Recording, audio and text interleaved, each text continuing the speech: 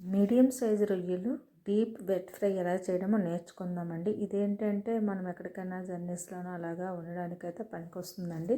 చేసినా మన కొద్ది రోజుల వరకు అలాగ ఉంటాయి, పాడవకుండా ఉండడానికి. మనం వాటర్ అయితే అసలు వేయకుండా చేస్తామండి. దానికోసమని ఎలా చేయాలో నేర్చుకుందాం. అసలు నేను ముందు నుండి చూపించాల్సింది తల తోక తీసినప్పటి నుండి. ఈసారి అలా చేస్తానండి. ఎలా తల తీయాలి, రొయ్యలు ఎలా ఏ విధంగా అయితే మనం ఈజీగా తొక్కను తీసేయగలము అనేది కూడా నేను వీడియో చేస్తానండి. ప్రస్తుతానికైతే కనుక నేను తల తోక తీసేసి ఉట్టి మామూలు రొయ్యల తలకు బాడీ అంటే తల తోక లేకుండా మాత్రమే తీసానండి. తీసేసి తరువాత మళ్ళీ మంచినీళ్ళతో ఒకసారి కడిగాను. అంటే ముందు ఉప్పు నీళ్ళతో తల తోక తీసేసి మళ్ళీ మంచినీళ్ళతో కడిగానండి. మంచినీళ్ళతో కడిగిన తర్వాత ఆయిల్ అయితే వేయలేదు, పసుపు, ఉప్పు, కారం ఆ 3 రకాలు మాత్రమే వేసి శుభ్రంగా కలిపేసి ఉంచానండి. ఒక పక్కన ఉంచాను, ఫ్రిడ్జ్లో కూడా పెట్టలేదు. ఎందుకంటే ఇందులో ఆయిల్ కూడా వేయలేదు. డీప్ వెట్ ఫ్రై అంటే ఇందులో కొంచెం కూడా నీళ్ళు అయితే వేయనండి. కొంచెం నూనె ఎక్కువైతే అవుతుంది, కానీ 1 వీక్ వరకు ఉంటాయండి. ఫ్రిడ్జ్లో పెట్టకపోయినా పాడవదండి. అందువనే చేశాను. దీనికైతే కనుక నేను ముందుగా మామూలుగా ఉల్లిపాయలు కట్ చేయకుండా ముందుగా ఏం చేశానంటే బొంగరాల వలె పెద్ద ముక్కలకు చేశాను.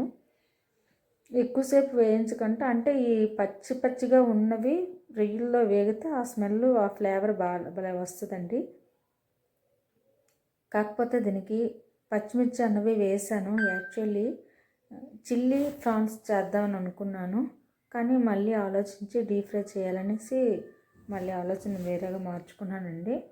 అయితే దీనికి పచ్చిమిర్చి కూడా ఎక్కువగా వేసాను. అంటే ఆ ఫ్రై తినేటప్పుడు యాక్చువల్లీ చికెన్కి అయితే ఒకలాగా ఉంటుంది, ఎక్కువ కారం అనిపిస్తుంది. అదే రొయ్యల దగ్గరికి వచ్చేసరికి ఎంత స్పైసీగా ఉంటే అంత టేస్ట్ వస్తాయండి. చిన్నది ఉంటుంది కదా, స్పైసీగా తింటే అవి డీప్ ఫ్రై కాబట్టి చాలా టేస్ట్ వస్తాయండి. చూడండి, నేనైతే కనుక ముందుగా ఉల్లిపాయలను వేయించానండి. పెద్ద పెద్ద ముక్కలు కట్ చేసి అవి ఆనియన్స్ మనకి రౌండ్గా కట్ చేసుకున్నాను. తర్వాత చిల్లీస్ వేస్తానండి, గ్రీన్ చిల్లీస్.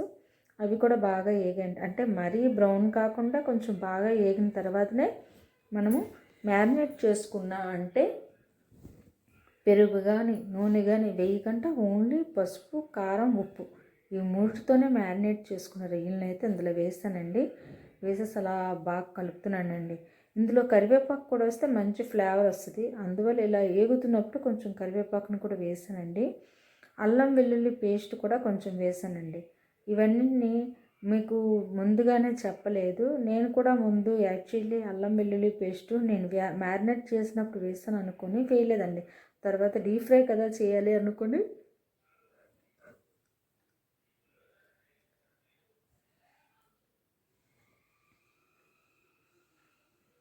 మనము డీప్ ఫ్రై చేయాల్సినది దాంట్లో మనము వెల్లుల్లి అల్లం పేస్ట్ కూడా వేసాను, రొయ్యలు వేసాను. వేసేసి బాగా కలిపానండి. ఇంకా అలా కలుపుతూనే ఉండాలి. కరివేపాకు కూడా వేసాను కదా, ఆ ఫ్లేవర్ చూడండి ఎన్ని చిల్లీస్ ఉన్నాయి. ఆనియన్స్ అంటే పెద్దలు, కానీ ఇవేంటంటే ఇంకా కాసేపు అలా సిమ్లో ఉడికేసరికి అడుగు కొంచెం అంటిందండి. దాన్ని ఇలా గరిటతో కానీ ఆస్తంతో కానీ అలా తీసేయాలండి. తీస్తే అది కూడా తింటే భలే టేస్ట్ వస్తుందండి. చూడండి అలాగా అనేసి పెట్టి గట్టి గట్టిగా తీసాను. తర్వాత మళ్ళీ మూత పెట్టేయాలండి. 10 నిమిషాలు 5 నిమిషాలు కలిపిన తర్వాత మళ్ళీ మూత పెట్టాలండి. మూత పెడితే ఆవిరికి అవి మెత్తగా అవుతాయండి. సిమ్లోనే వండాలండి, హైలో అయితే పెట్టకూడదు. అలా మూత పెడుతున్నాం తీయడము, మూత పెడుతున్నాం తీయడము, కలుపుతుండడం, ఇలా చేస్తుండాలండి.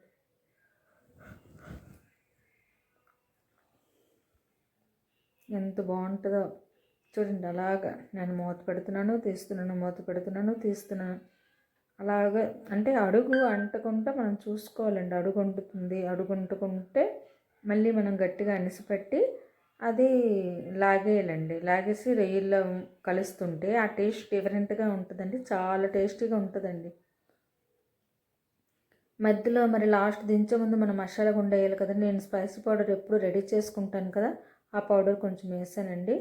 వేసిన తర్వాత ఉండదు స్పైసీ పౌడర్ నేను తయారు చేసుకుంది, అది కూడా వేసి మెల్లలాగా డీప్ ఫ్రై చేస్తూనే ఉన్నానండి. ఇంకా చూడండి అడుగు ఎంత గట్టిగా అనిపిస్తుందో. ఇప్పుడైతే కనుక ఇంకా తీయకూడదండి, గట్టిది అలా తీయకూడదు. ఆ చుట్టుపక్క తీయచ్చు కానీ మధ్యలో తీయకూడదు, ఎందుకంటే అది ఇంకా గట్టిగా అయిపోద్ది కదా.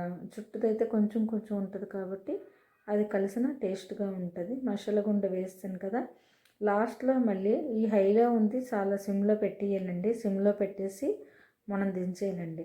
కొత్తిమీర అయితే నేను వేయలేదండి, కరివేపాకు మాత్రమే వేసాను. ఇవి 1 వీక్ వరకు ఉంచుకోవచ్చు, చాలా బాగుంటాయి. మీరు కూడా ట్రై